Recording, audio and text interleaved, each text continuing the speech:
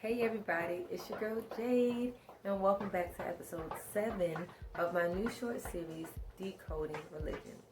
This episode will be all about my perception of heaven and hell. Now, some people, they believe that once you die, you go back to the dirt and nothing happens. Some people do not believe in heaven or hell. Some people believe in incarnation, which means you're going to come right back to this earth and be able to live again. Now, according to the sacred holy books, heaven and hell actually exist. And this is how I see it, and this is definitely what I believe in. So, we're going to be pulling a few quotes right from these books today. I believe that heaven is a location where God resides, where He lives, okay? And I do believe hell, if heaven is a location, then hell must exist. And especially if we live in a reality that is dual. There's always the right and the wrong, okay?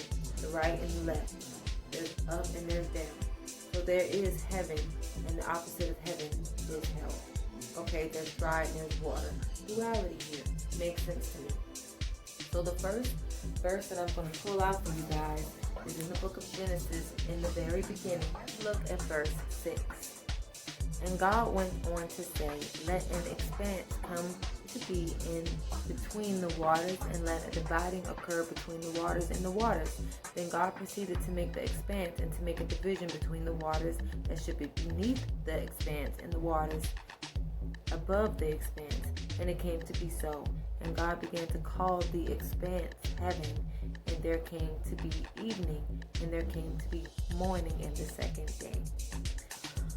And then we also can move on to another verse, in verses 14 to 19. And it says, and God went on to say, let luminaries come to be in the expanse of the heavens, to make a division between the day and the night. And they must serve as signs for seasons and for days and years. And they must serve as luminaries in the expanse of the heavens, to shine upon the earth. And it came to be so. And God proceeded to make the two great luminaries, the greater luminary for dominating the day, the lesser luminary for dominating the night, and also the stars. Thus God put them in the expanse of the heavens to shine upon the earth, and to dominate by day and by night, and to make a division between the light and the darkness. Then God saw that it was good. So that is a clear description of how God created the sun and the moon. Those are the two great luminaries that were discussed. And it clearly says He put them in the expanse of the heavens, which means this very large space where they reside, okay? And we all know where the sun and the moon is. It's up in the sky with the stars.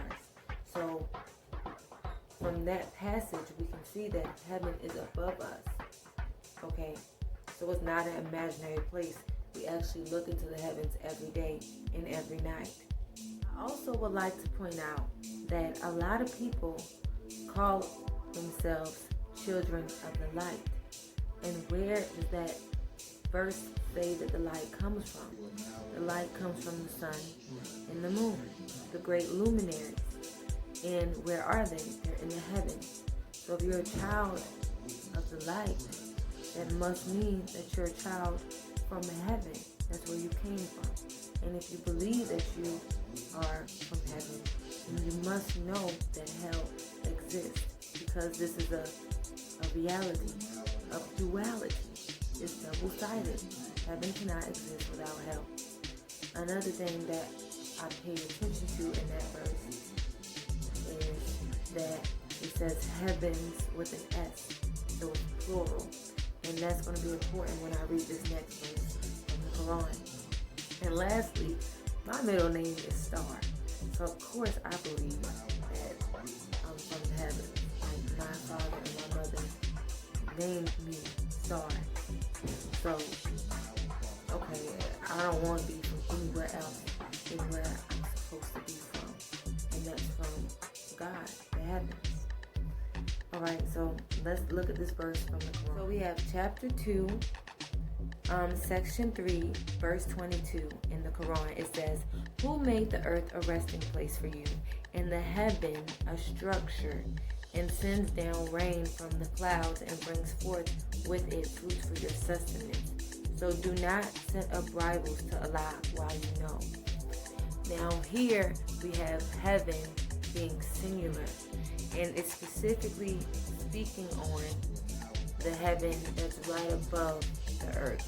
Now the second verse that I'm going to pull out of the Quran is verse 29 in the same chapter and section. It says, "He it is who created for you all that is in the earth, and he directed himself to the heaven, so he made them complete 7 heavens, and he is knower of all things." Now that's very interesting that in the Bible, heaven is plural, and when he first creates the heavens, he has it in the plural form. And in the Quran, the last verse I just read, heaven was singular. And in here, verse 29, we say, "He directed himself to the heaven." So God resides in a particular place in heaven, possibly the highest of all of the heavens, the highest place, the highest position. And it says something about it being 7 heavens. So it could be different levels in heaven. So I found it interesting that in the last verse it said that something about the structure of heaven that was directly above the earth. So what if the sun and the moon is in the first level of heaven, and that's the structure that is directly above the earth? Because we all know that space is very expansive. Space goes on and on and on and on and on. We are not the only galaxy. There are other galaxies. There are more planets. So that will make sense that there's more than one heaven, because it's very great.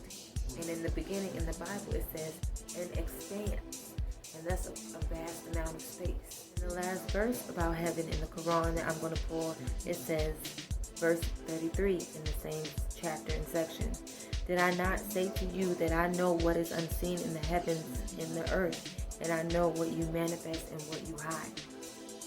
So that heaven is plural again. So he knows everything.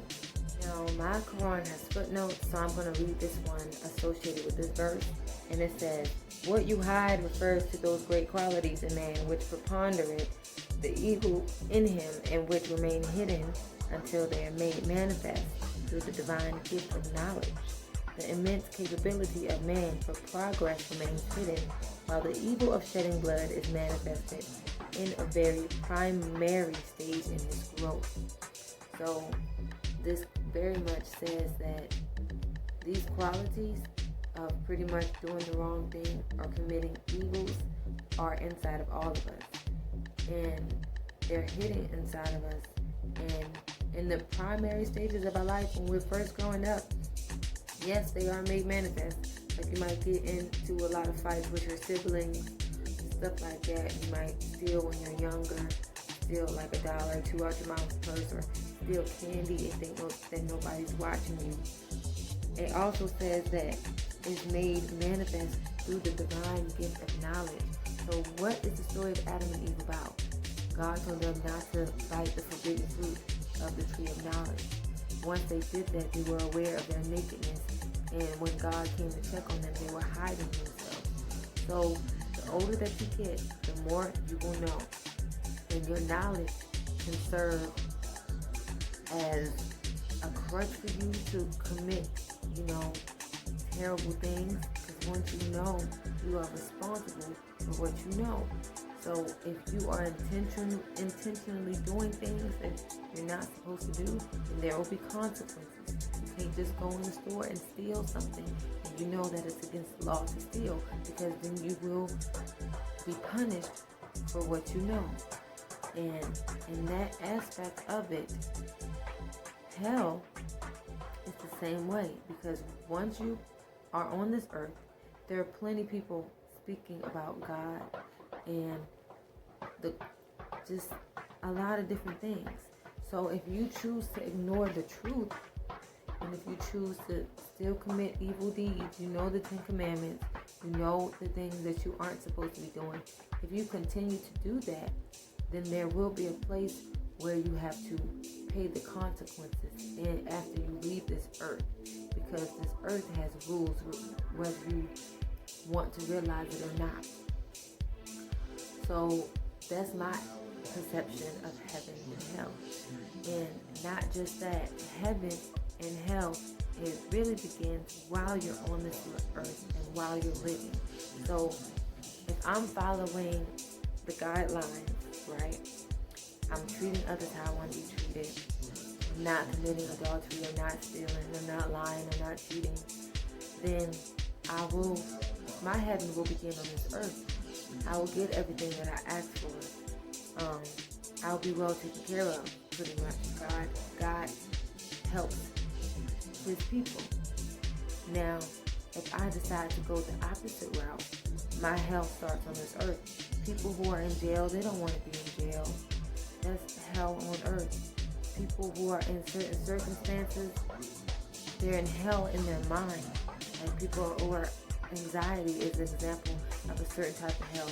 Depression is an example of a certain type of hell. You have to pay attention to what you're doing and why these things are affecting you. Okay? It has to come from your actions. These things don't just pop out of the sky. So heaven and hell begins right here on this earth while you're living. When we do certain things and we hurt ourselves, you want to go to the club and you get drunk until you can't remember anything, you start throwing up. That's a form of hell. You hurt yourself. You put yourself in that position. You knew what you were doing. You had the knowledge. Okay? So we manifest our reality. And after we leave, it's a freaking continuance of what you manifested on this earth. So if you were on the earth doing crazy, ridiculous things, then you will have to go to hell and pay for the things that you've done. And if you were on earth living as you should, then you will return to the heaven with your Heavenly Father. So yes, I do believe that heaven and hell exist, and they are actual places. And according to these verses, that's what they say, and that's what they're describing if you pay attention and you look them up. Now, of course, there are many other verses in these books that discuss heaven and hell. So you can go and look at them and get your own interpretation and make your vision a little more clear.